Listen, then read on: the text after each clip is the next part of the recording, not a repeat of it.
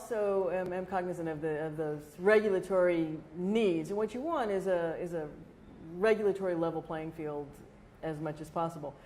So I wanted to allow Uber to legally enter the market, Uber and Lyft and others, and yet I also had this heavily regulated, protected industry, and so I guess I would say we were doing a two-step, trying to lessen the regulations on the taxi industry, moving more toward the free market, but putting some regulations on to Uber that I thought were necessary for public safety. We are, as far as I know, the only city in the world where they are operating that we do full 10 fingers fingerprint background checks for all Uber and Lyft for drivers. Anybody who level playing field, same rules if you drive for Uber or Lyft or for taxis. Now, Uber agreed. They have since changed their mind, and they're trying to Really? change the cities. But I think from a public safety standpoint, if I trust someone to drive my daughters, I want to know that they're trustworthy. The other thing that concerns me a little bit is that I want to make sure that people who drive and who enter this marketplace understand exactly what they're getting into.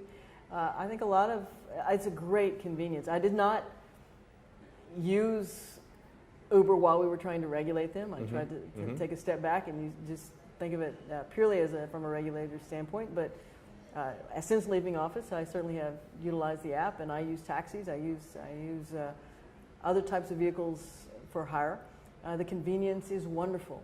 It's amazing. It does give folks an opportunity to utilize an asset, which is their vehicle, but I don't think a lot of Uber drivers really calculate how little they make versus the wear and tear on their vehicles. And while it is a way to make money with an asset, a depreciating asset that you already own, it's not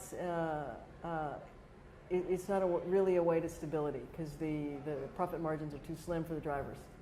Same problem I have with taxis. One of the things that we have done in trying to unregulate taxis is to make it easier for individual drivers to own their own vehicles, so they're the captains of their own ships.